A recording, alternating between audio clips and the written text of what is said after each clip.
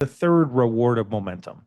I call it a powerful piece. The principle here is that when you take steps and you do that from not only towards your North Star, but from your North Star to your personal resonance, that changes everything. You may be wondering, what the heck is that, Dan? Personal resonance is this spot where you are fully in flow.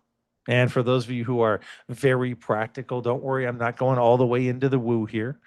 This is about when you feel in rhythm, when you get to a spot where things begin to flow to you rather than you fighting through them. You guys know people in your life that, and if I mention this, I bet you'll think of some. You know people in your life who it just seems like everything kind of comes to them where it just walks right up to them, and you're wondering, how did you get that opportunity? How did that happen? Some of it had to do with that connection we talked about earlier. Some of it also has to do with the fact that when you are living in your purpose, you're living in the space that you're meant to, you're aligned with your core values and key principles. You are authentically putting yourself out there, that it also is magnetic, but it puts you in the stream. It lets you flow really well. This is not an intangible thing. It's very tangible. You can feel it and you see it happen right in front of you. For me, my journey to resonance, I know it's 5 steps that I train for others, but for me, what happened as I first figured out my purpose, my North Star, and then I started teaching that, and I was like, cool, I know all kinds about the North Star. And then I realized that wasn't the end. I needed to figure out who is my audience? How do I get to them? What are my core values and key principles? How am I living in authenticity? And I worked through that. A few things hit me, and they hit me very similar to what we're talking about here. And they gave me a piece that I almost can't fully describe. The first thing that hit me is that all of my life, I had thought that for me, exponential growth was impossible. I don't know that I would have put it into those words, but that was it. I had thought that that for me, I was required to fight through everything. That's just how it was. Maybe you feel the same way. I even helped others find exponential growth, but everything for me had always been incremental. It was always put the fingernails out there and drag myself a quarter of an inch forward and get through that next little bit.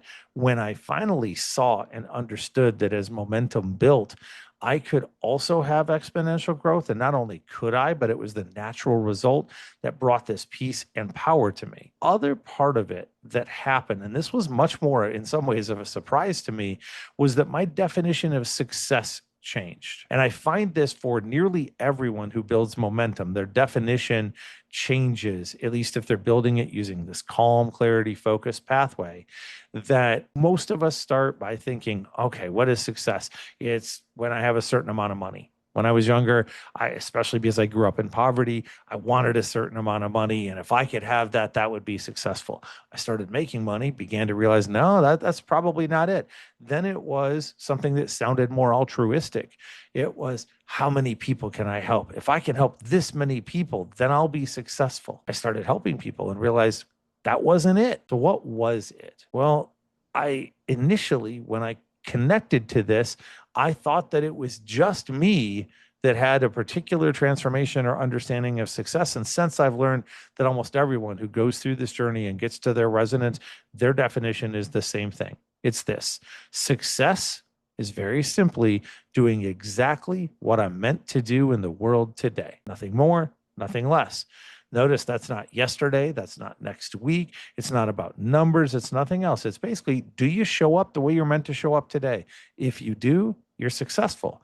That means that sitting here on this recording, speaking to you, I can confidently, but with no arrogance, say, I am successful. And the peace that that brings, I'm tearing up even now thinking about it. I remember the first moment that I ever knew that. I was going to say thought that, but it's really that I knew that's what success was. I wept. It had never hit me. I'd always been able to say, yeah, I have success, or I've done some things, and other people had called me successful for my accomplishments for 20 years. But it was only about maybe 5 years or so ago, though, that I was for the first time able to say and mean I am successful, because I was fulfilling the purpose that I had in the world that day.